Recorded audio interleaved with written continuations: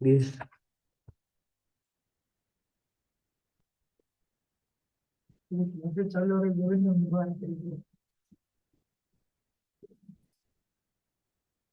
3:30:26. 3:30:22 Yes.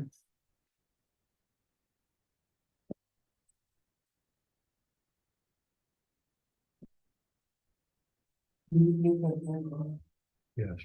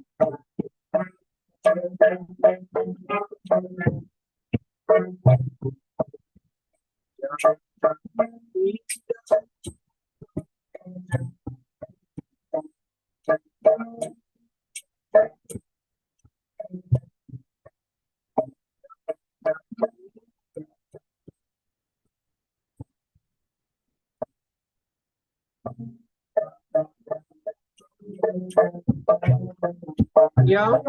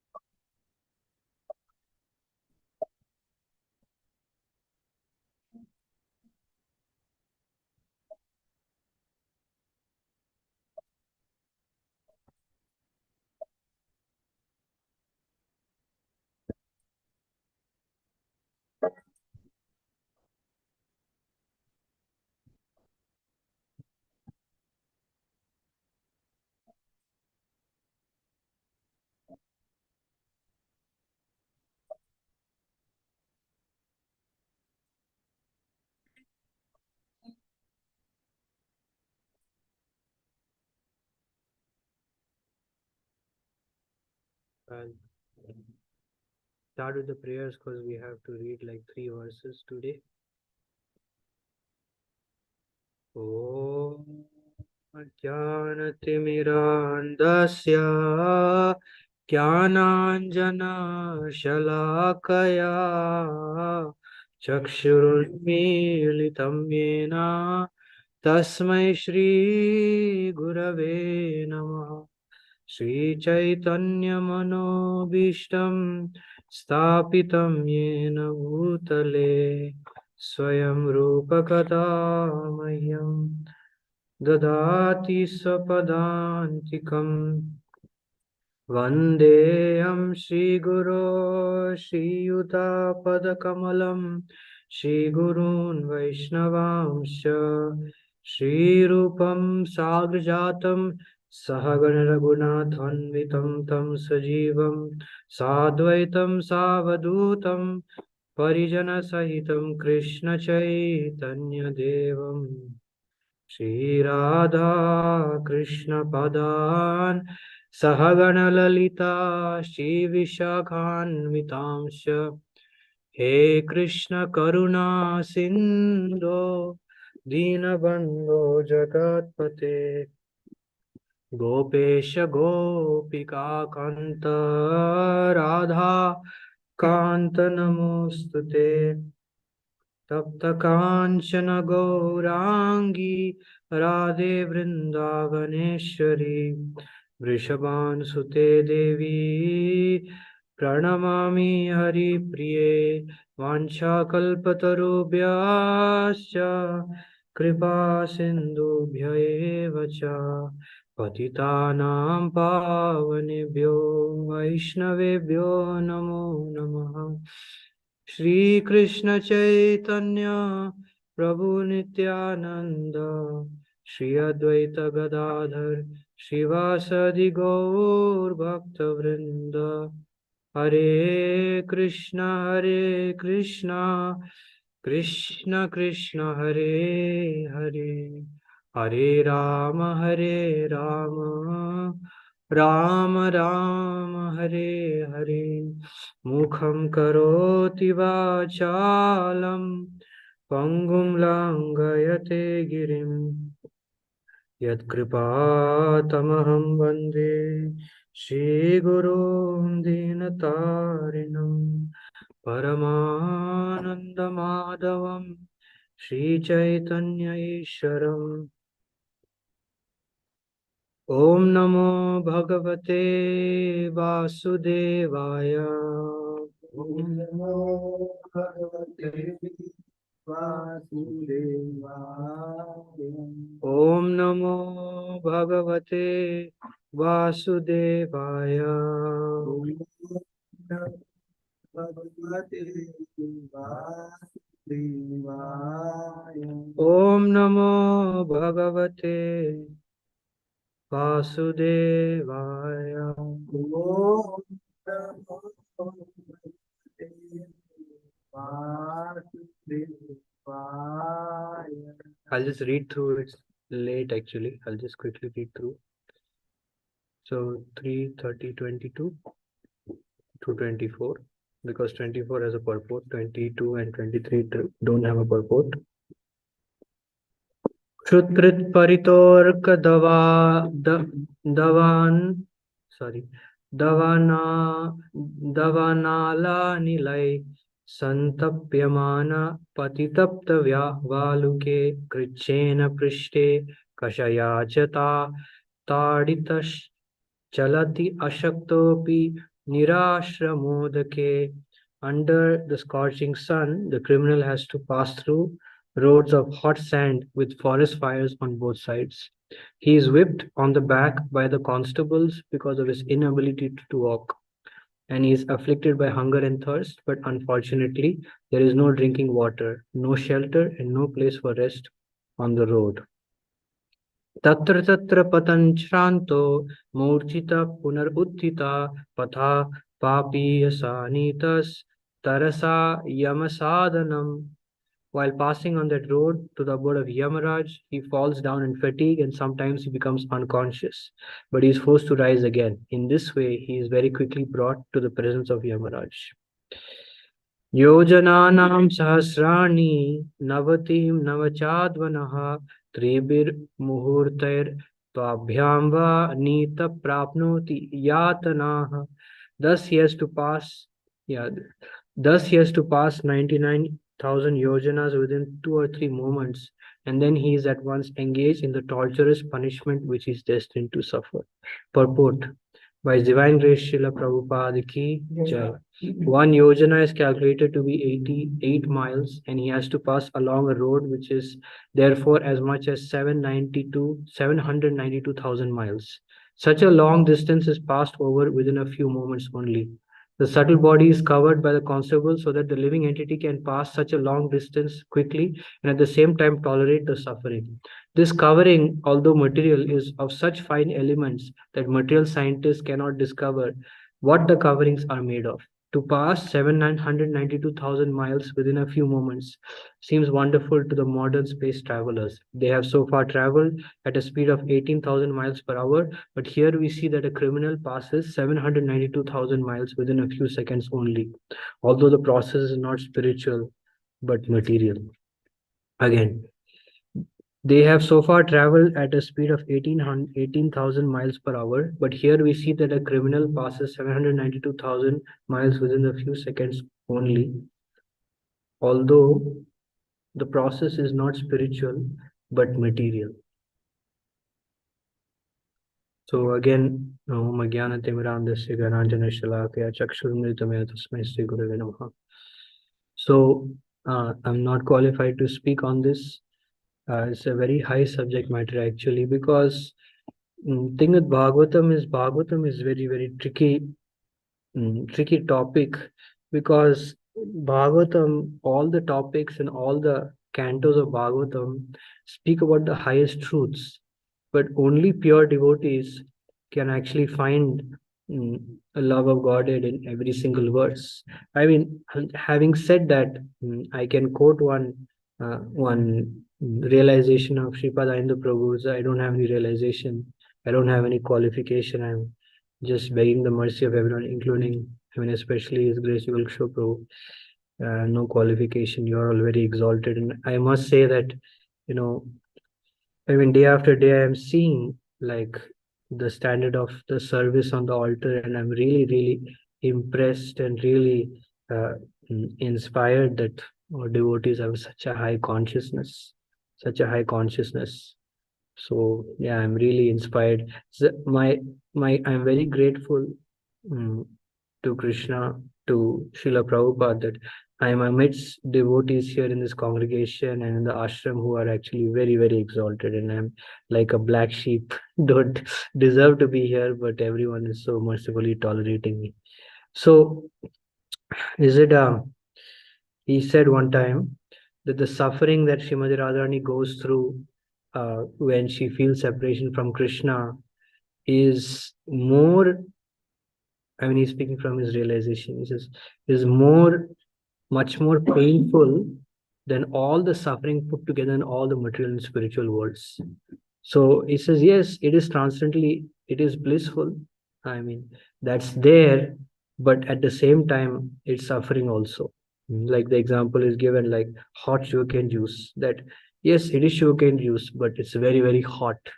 And so he mentioned that how it is very, very painful than all the suffering in the material and spiritual worlds put together. So this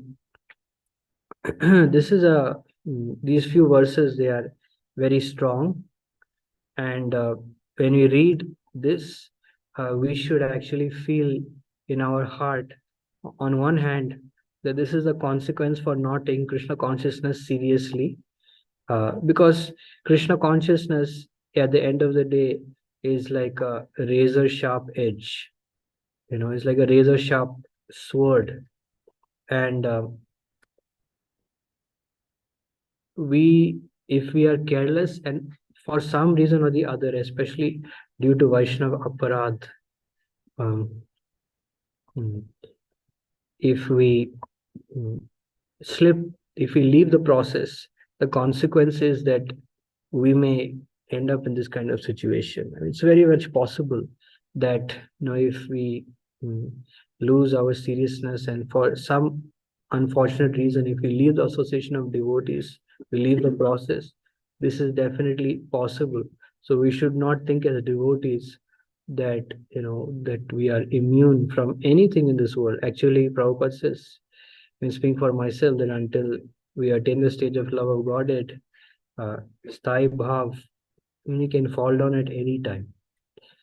So anyhow, so yeah, we should be very careful, especially of Vaishnava Prad. Vaishnava Prad is like, it's very dangerous actually. It's very, very dangerous. And you don't, I mean, all of you have experience. If you commit some Vaishnava Prad, if you hurt some Vaishnava, then japa is like, hell is a very strong word, but japa is like a lot of difficulty. Like his Holiness Ranath Maharaj says that when you chant the holy name and you offend Krishna's devotees, that holy name will punish you. So, I mean, in front of anyone or anything, how powerful is punishment of Krishna? Like Prabhupada says very gravely in one lecture that don't make Krishna unhappy. So anyhow, this is for me. So one reporter asked Srila Prabhupada about hell. So Swamiji, you speak about hell in your books, and so this is what is hell? Where is hell? And Prabhupada says it is here. No, Prabhupada said, this is here. He says, look at the condition, weather condition. There is no sun most of the year. It is so cold. This is hell. So actually, wherever Krishna is not the center, Krishna is not the authority. Like we cannot command respect, but Krishna can demand respect.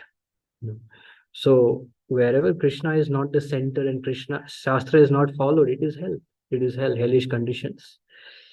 So His Holiness Ranath Maharaj says that most people that we know, they are going to hell. So, I mean, not in a condescending way, but unfortunately, they're according to their activities, they will they due to the stringent laws of material nature, they have to suffer. So when we read these verses, we should become sad. Vaishnava is supposed to be paradukha dukhi, so we should feel that we have to help these people. Like Prabhupada said also, that the reason why I take aeroplane is because I need to travel very quickly to stop all of you from going to hell, because that's the nature of this world. And yesterday I was hearing that, we have no problem using rockets also. Actually, this world, if you look around, is a very dangerous place. People are really suffering. So that's why generally in Vaishnavism, before Chaitanya Mahaprabhu, especially before Srila Bhaktivedanta Saraswati Thakur, everyone wanted to do bhajan in Vrindavan, and just that was most. If you look at the life of our previous acharyas, um, they were very, very compassionate, and they wrote so many books, and they had very great desire to preach, but that was mainly fulfilled. Uh, the desire was fulfilled by Srila Saraswati Thakur, Srila Bhaktivedanta Thakur, and Srila Prabhupada.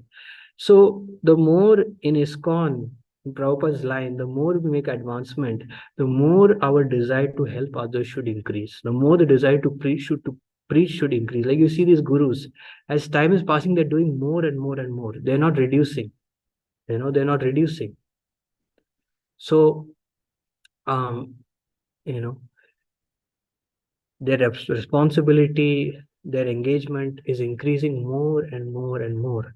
So that should be our maturity. The more we mature spiritually, more our desire to preach should increase. Like His Grace Guru Prabhu says, this should not become like a family business. Like you, me, and he. I speak to you, he speaks to me, he speaks to me. It's like just three people. It should not be like that.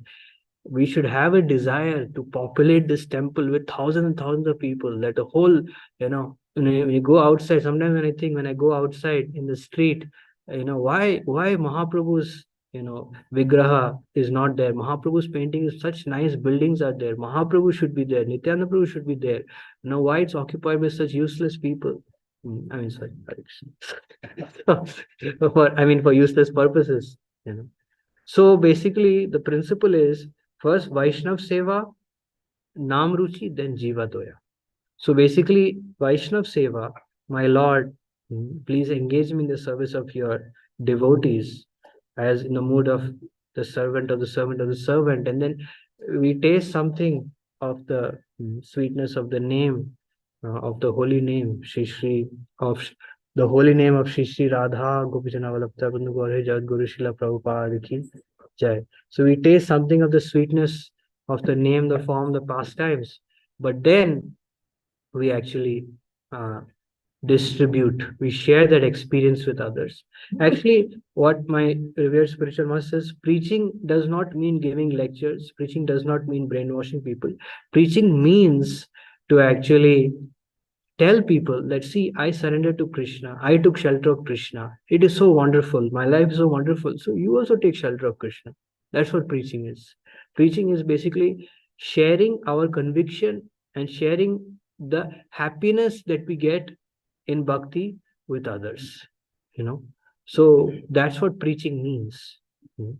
So basically, from my understanding, there are two descriptions, actually two understandings of hell, you know. So of course hell is a geographical place, we are reading about it, but also two main ways we experience kind of hellish or very difficult conditions in our day-to-day life. The first way is bitter relationships. We all have experience. So, and second is very unfortunate sinful environment. So how do we overcome bitter relationships? So bitter relationships we can overcome. There is one verse in Bhagavatam, I forget I was looking for it, I couldn't find. So becoming pleased by seeing someone who is more advanced than us, for having friendship with someone who is equal, who is like our equal, and those who are not as fortunate as us, who have not come to the process, we try to become an instrument of Srila Prabhupada's compassion. Now, this is very important. I was reflecting on this. Generally, what we think, okay, this is my equal, he's my friend. Okay, he's my friend. But then, is he my friend in all respects? Maybe not. Maybe in some cases, he's my senior. And maybe in some cases, maybe I can help him, I can say something. So nothing is in this world, nothing is absolute. Everything is mixed. Modes are mixed. Everything is mixed. So maybe he may be my friend, but maybe he may be better in me in so many aspects, right? And also maybe in some aspects, maybe I can also, humbly become an instrument of trying to convey Srila Prabhupada's words to him. So we have to see situation to situation and we have to behave accordingly. There is no absolute thing that I will behave always like this. I'll always behave like a friend. I'll always behave like a senior. I'll always behave like a junior. So because that's what pleases Krishna. Krishna is dynamic. So Krishna's relationship with Krishna's devotee is also very dynamic. Like you see this in the personality of Srimati Radharani herself, that sometimes if she feels, although transcendentally she is the most dear to Krishna, if she feels that someone can do some service for Krishna in a better way, then she will immediately recommend that particular associate of Krishna to do that service. So our relationships have to be dynamic. Generally, because we are dealing with matter, we used to fix relationships, but relationships have to be very dynamic. It's just the best example of that is Sri Chaitanya Mahaprabhu, Srila Prabhupada. And how Prabhupada, you see in Prabhupada's relationships with his devotees, Prabhupada was ready to accept suggestions. Even one time, Srila Prabhupada, of course, is humility, but he's setting an example. Prabhupada, when one devotee, and Prabhupada is becoming upset because devotees were not serving nicely, because it is his responsibility as guru to correct. So one devotee, new person, told Prabhupada, hmm, you're getting angry, you should chant Hare Krishna. If you chant Hare Krishna, you'll become peaceful.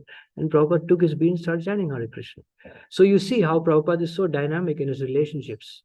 The same way one person challenged Prabhupada, that Prabhupada, you're first class, you're devotee. Prabhupada says, I am the most, I can't remember the exact words, please forgive me, but I am the most fallen. I am fifth class. And Prabhupada, the tears in his eyes, he just folded his hands. So you can see that how Prabhupada's setting the example that relationships should be very dynamic, very dynamic. Right? So that's what it means to be humble. What it means to be humble is to be dynamic, is to be ready to do what is required, behave how it is required at a particular time, place, circumstance. So that is the first way of overcoming bitter relationships. And second is environment. So creating a spiritual environment in our homes, in the temple, right? So small things, like recently I got inspired by mm, I got inspired that I should, decorate. I mean, I should put my room, some pictures of the Lord and his associates. And I got some help of some devotees, and I put, pictures of Mahaprabhu, Nityananda Prabhu, etc., etc. And then now, anytime I go to my room, I see all those pictures. Like I am forced to see those pictures, even though I may not want to. Right? So that is the power of generating a spiritual environment. When you generate a spiritual environment, then what happens is that forcefully seeing those pictures, small things actually make a huge difference in the environment. So actually, as devotees, we say Krishna should be the center, but what is the nature of anything related to Krishna? Mm. It's like you see in any of Krishna's activities, uh, in Vrindavan, even Mahaprabhu's activities. So we just celebrated Kartik month. So iti driksha lilabir ananda kunde. So which means that Krishna, wherever Krishna goes, Krishna enters, Krishna's devotees go, they spread the bliss, and the bliss spreads and spreads, and they drown everyone in that bliss. It's like you see in the kirtan, one person become ecstatic, then two people become ecstatic, then the whole temple room become ecstatic. So in the same way, um, the environment really spreads its influence on our consciousness. And that should be how Krishna should be in our life. Is, yes, we say Krishna is the center, but the nature of anything to do with Krishna, because Krishna is Satchit Ananda, anything to do with Krishna's divine knowledge, Krishna's divine mercy, Krishna's the bliss in Krishna consciousness should spread, right? So Krishna should expand in our life. So initially, the concept that Krishna is the center is all right, but eventually Krishna should be there in our life, nothing else. Krishna should expand into all our activities, our consciousness, our home, our family. There should be Krishna, only Krishna, nothing else. So that's very important. That is called Krishna consciousness, which means that we only be conscious of Krishna. Anywhere, anything, we see only Krishna, Krishna's pleasure.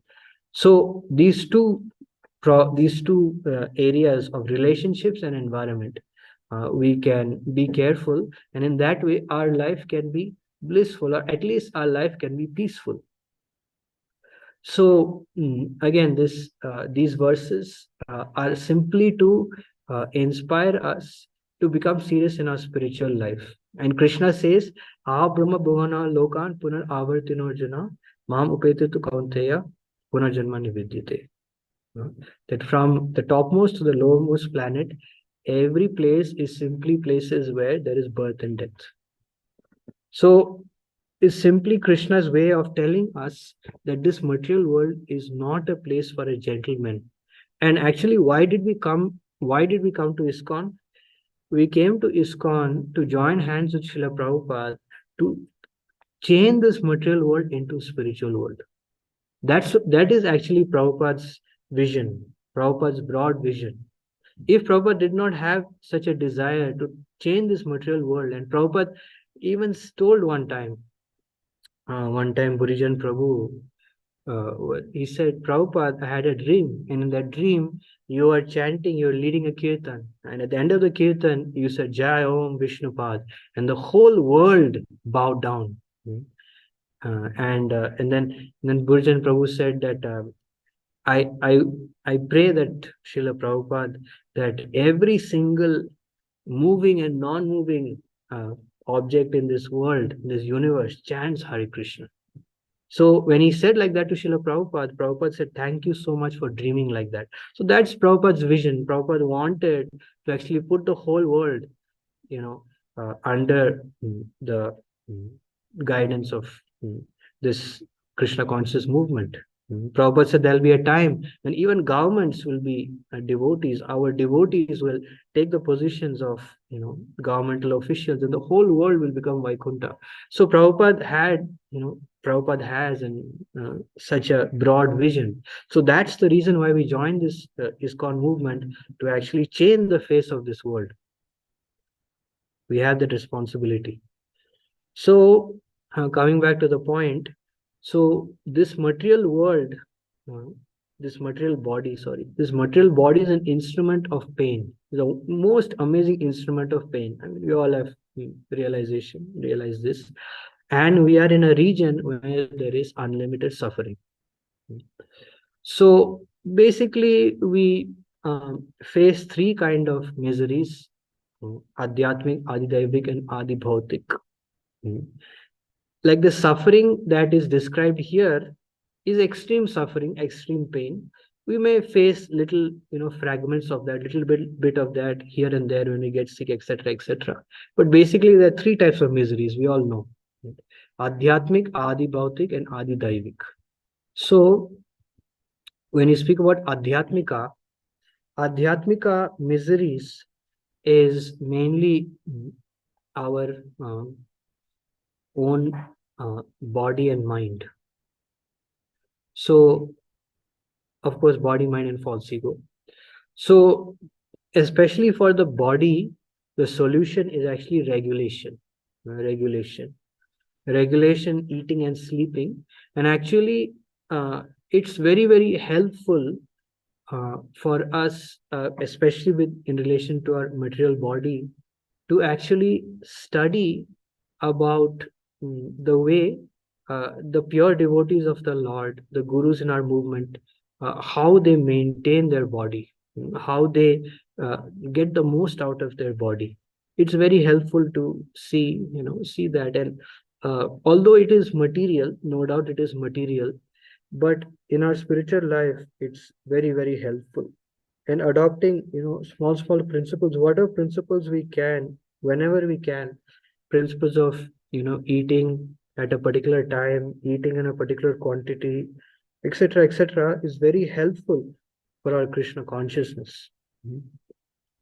So for our mind, because mind is the most important part of our spiritual life. We know that. So of course we know the main way to actually control or purify the mind is by hearing and chanting and remembering. Of course, that's the main way. That's the center of all our activities. So in Shrimad Bhagavatam, I forget the reference, but Prabhupada says that no one can give rapt attention who is not pure in mind. No one can be pure in mind who is not pure in action. No one can be pure in action who is not pure in eating, sleeping, fearing, and mating. But somehow or other, if someone hears with rapt attention from the right person, at the very beginning, one can assuredly see Lord Sri Krishna in person in the pages of the Bhagavatam.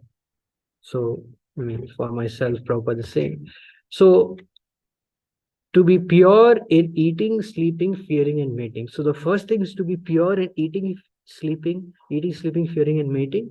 Then to be pure in action, then to be pure in mind. And then when you're pure in mind, you can give rapt attention. When you give rapt attention, you can be absorbed, you can be inspired, you can make spiritual progress. So we should remember always that this mind that we have is simply a reflection of the material world. So this is Avanti Brahmana speaking. I, the infinitesimal soul, on the other hand, have embraced this mind, which is a mirror reflecting the image of this material world. So that's what this mind is. It just takes all the garbage wherever. Like, how will you feel?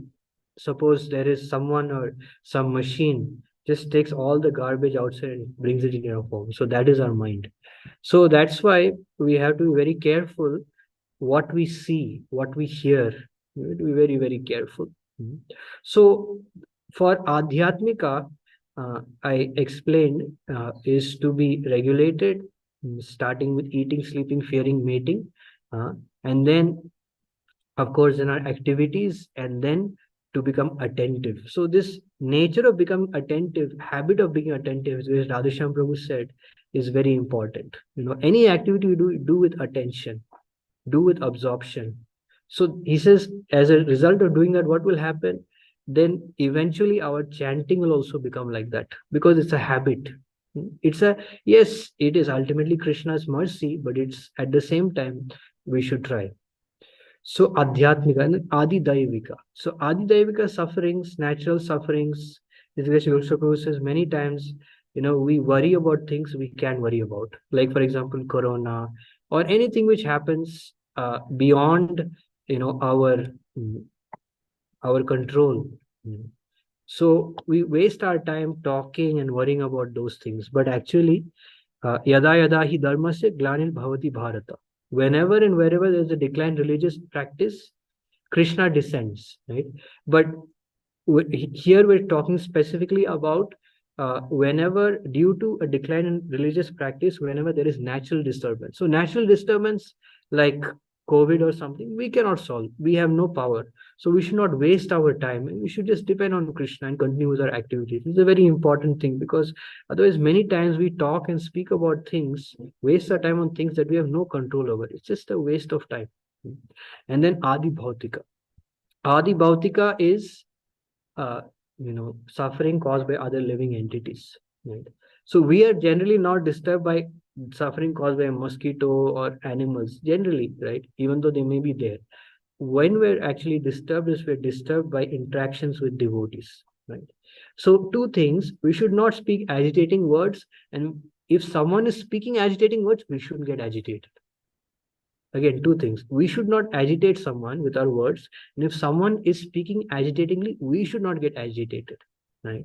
So why is it that we get into verbal arguments? Why? Because we want, I'm speaking for myself, we want others to acknowledge and appreciate our presence. So whenever that doesn't happen, what happens? We compare, complain, criticize, and the list goes on and on. So how do we slowly transcend this problem? So, of course, I quoted many times austerity of speech, which is speaking words which are truthful, pleasing, beneficial, and are not agitating to others. Right. So, austerity of speech. Right? And then the next thing, which is very, very important, is that uh, the fourth verse of nectar of instruction. We have read it many times, heard it many times, but how much are actually applying? Dadati pratigrahanati, guhyamakhyati pritchati, bhungte bhojete cheva shadvidam priti lakshanam. Offering gifts and charity, accepting charitable gifts, revealing one's mind in confidence, inquiring confidentially, accepting prasad and offering prasad, the six symptoms of love shared by one devotee and another. Why did Rupa Goswami, Srila Rupa Goswami, speak about this? Why? Because it's very important, very important. Because by nature we are people, right? So we need association, but we don't know how to associate. So this is the way to associate. So by investing our emotions in a Krishna conscious relationship, then slowly we can come out of the need to be in general, to be appreciated by others, to be revered by others. Actually, name and fame, or in general, being appreciated by the general public, is actually not that satisfying to the heart. But why is it that we take shelter? Because we have not invested ourselves in any deep Krishna conscious relationship. So this is very important. One time, actually, two brahmacharis were just associating in a temple, and then one sannyasi was mentioning that no, it's not a waste of time. It's It's very important, because when you invest in a relationship, in a Krishna conscious relationship, based wholly and solely only on Krishna, on speaking about Krishna, how we can go closer to Krishna, then after years, after months, after years, you see that how that relationship is so helpful in our Krishna consciousness. It's so helpful. It helps us to get inspired, helps us to make advancement. It's very, very powerful. The principle of Satam Prasangam, that is, association with devotees, it becomes more and more powerful the more and more we associate um, intimately with devotees. Like, when we become attached to a devotee, especially a very serious devotee, who has given up the desire for anything except attaining Krishna's lotus feet, when we become deeply inspired by him and we discuss about the Lord with him, then that is very, very inspiring to us. See, if we invest in such a relationship, then on a daily basis, we can withdraw, we can draw inspiration from the relationship. And in difficult, especially in difficult times, we can draw the strength to actually fight against our conditioning, fight against our insecurities, uh, go beyond our comfort zone. So it's very, very powerful. And of course, we should also invest actively in our Krishna conscious activities. Mm. So Srila Satyanandan Maharaj says that our advancement in bhakti starts when we consciously cultivate a relationship with Krishna and do our activities in relation with that, in the perspective of that relationship with the Lord. So, like, for example, simple, we all have seen the example, Raghav Pandit. Raghav Pandit, uh, he was so conscious that here is Krishna. He was not thinking that, this is, after all, this is self-satisfied Lord. He's what, why do I need to feed him? After all, you know, he's fully self-satisfied. He was not thinking like that. He was not thinking, oh, Sanatan Goswami used to offer, this dried chapati. So what is a big deal? No, he's not thinking like that. He went to so much trouble to get coconuts again from far away distance, because he was conscious this is Krishna, uh, and Krishna is waiting. This is actually a very, very wonderful meditation we can do in any of our spiritual activities, because it's 100% bona fide. Krishna is waiting for my service. Krishna is waiting for my chanting. Krishna is waiting because, on one hand, yes, Krishna is beyond our reach. Krishna does not need anyone's worship. But at the same time, Achintya Beda, Krishna is waiting. Krishna is waiting for us to come back to him. So everything in relation with that is very small. So if Krishna is waiting for us to come back to him, won't Krishna be very happy if we act, engage in any activity in bhakti? Krishna will be so happy with us.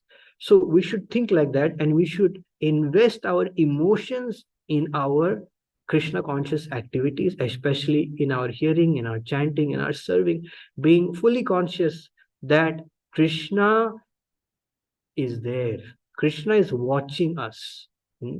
Especially we can start with our service, we can start with anywhere, wherever, whatever we like to do, at least one activity, we become conscious of Krishna and cultivate our Krishna consciousness, and perform that activity as an active offering, as a conscious offering of our love to Krishna. So ultimately, the goal of all our Krishna conscious activities is to come to this stage. Yesterday I was reading, this is a very powerful line from Prabhupada. As far as work is concerned, a Krishna conscious person does not do anything which is not connected with Krishna's interest, and thus his work is always regulated and is untainted by sense gratification. Since there is no question of sense gratification, there is no material leisure for a person in Krishna consciousness. So the goal is to come to this stage where Krishna consciousness, our activities, become our leisure, become like one time someone told Prabhupada, Bhakti, Krishna consciousness is little work mostly work and little fun. Prabhupada said, no, bhakti is only fun. So that is the goal. That is the goal, to take shelter. Hmm. So I'll just conclude with this. So our duty, our seva in this world as devotees, I was just reflecting, how should we think actually? How should we act? Uh, so we commonly hear the three levels of our bhakti. One is, the first level is out of fear. You know, like we can be afraid of death and we can practice bhakti. That is okay. That is very good. Uh, and then there is duty. Duty means, okay, my Guru Maharaj said I took initiation, I'm in this temple, I'm a brahmachari, I'm whoever. So I have to do it. So do it as a duty. And the third is out of love, right? That means we do it simply for the pleasure of Krishna. And only when we actively do something out of love for Krishna, or for the simply to please Krishna, that is where there is absorption, there is satisfaction, there is focus, etc. So when we do seva with love, means when we do seva with the principle of satisfying Krishna, when we have full faith, Krishna is here in the deity form. He is going to honor whatever I'm cooking. So when we actually have that conception of Krishna's pleasure, Krishna, I want to please you. So then at that point, we don't think about, our mind does not hover about on the mental platform. And we don't think, how advanced am I? How easy or difficult this seva is? When we are going to die? So these kind of thoughts don't come in our mind. But in that time, what we are completely absorbed in pleasing Krishna. Like I've experienced sometimes Grace Prabhu's lectures. I just like I'm looking at him for like 1 hour. I don't know how much time went by. I don't know. I'm not conscious of anything except what he's speaking. Probably many of you also have an experience of this. So this is called absorption, and this is what we want. This is what we want. So, and also this is my practical realization also, that Krishna's mercy simply depends on our absorption. You know, and basically, this is a point, forget the past that sleeps. This is Bhaktivinoda Thakur words. Uh, uh, Future not dream at all. Act in the present that art with thee, and progress thee shall call. So forget the past and don't think about the future. But just if you are in the present, it's the same point. If you're absorbed and you're dedicated, you're focused in pleasing Krishna, then Krishna's mercy will come into our heart. See, Krishna's mercy does not depend on our position, our purity also. Krishna's mercy does not depend on our purity. And Krishna's mercy certainly does not depend on our knowledge. It just depends on how eager we are to please Him.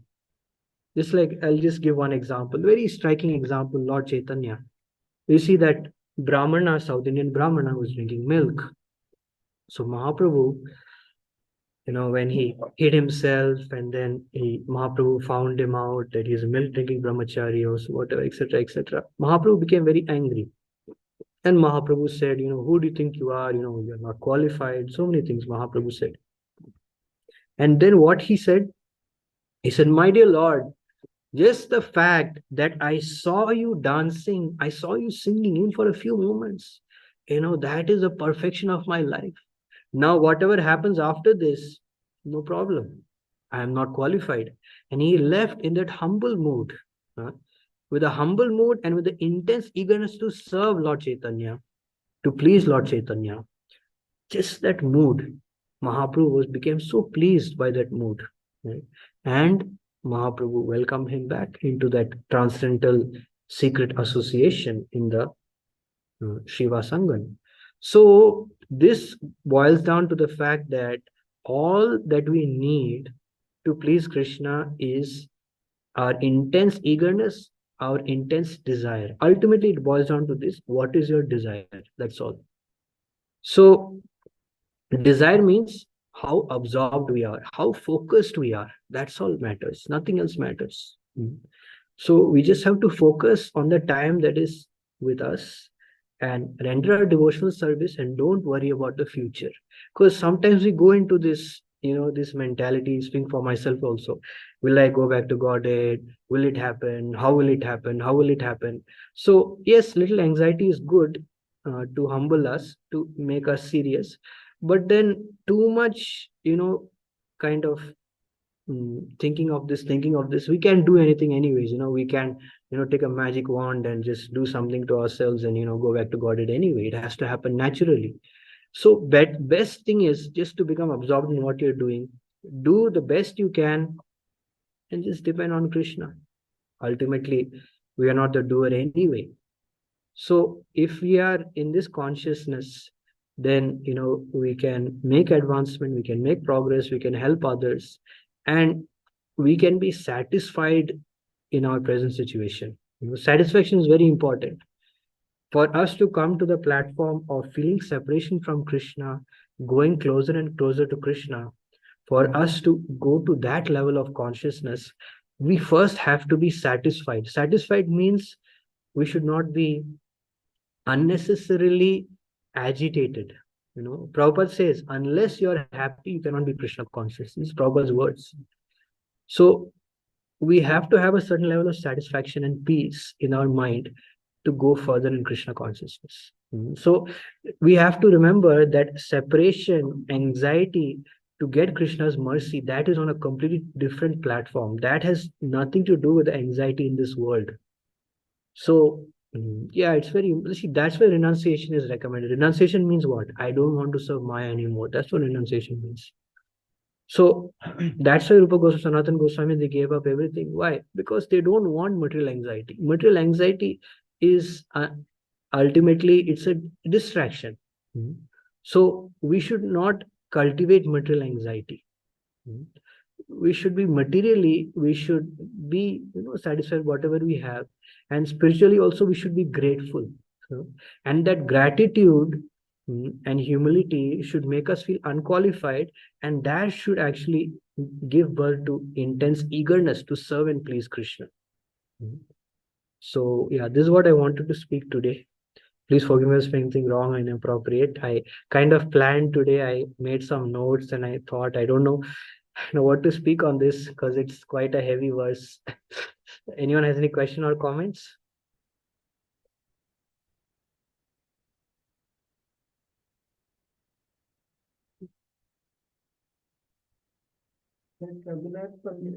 Raga Pandit. Raghav Pandit one. Was he going himself or was he sending his servant to get the Yeah, he sent his servant. servant? He was not doing himself. He just wanted to do.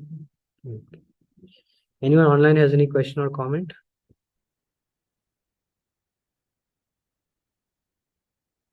I don't know if it can be a short answer, but that last quote from Prabhupada you said. Is it that misery and Krishna consciousness cannot coexist? Or in order to be Krishna conscious, I must be happy? Or yeah, basically becoming Krishna consciousness, is that the happiness? Yeah, so the point is, what the point Prabhupada is making here in this context is, to cultivate Krishna consciousness, you need some level of satisfaction in your life. So the point is basically we should be in the present. If you are in the future or in the past, you cannot be Krishna. I mean, it's difficult to be Krishna conscious. Why? Because that generates anxiety. Because future you cannot control and past you cannot change. And this is what the point of lamentation and hankering is, basically the same point. You lament over the past and you hanker for the future. So when you're in this lamentation hankering phase, you can't focus on Krishna.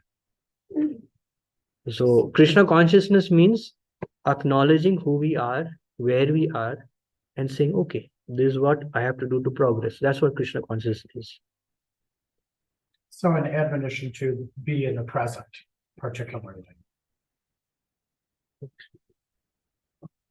Anyone has any last question or comment online? Prabhuji, Hare Krishna, and pranams to Srila Prabhupada. Very, very nice class, Prabhuji. Many points were very nice, especially the point that you spoke. What desire actually means is to focus and be absorbed in our seva. That is a very deep point, Prabhuji. Thank you. It was a very nice class for very many points. Thank you so much. Okay, so I'll end here. Please forgive me if I spoke anything wrong or inappropriate. You are all more advanced and applying much better than me Krishna consciousness. I need your blessings. Today is Ekadashi. So it's a very special day for us to make progress in Krishna consciousness. And we can be very, very grateful to Srila Prabhupada for what we have.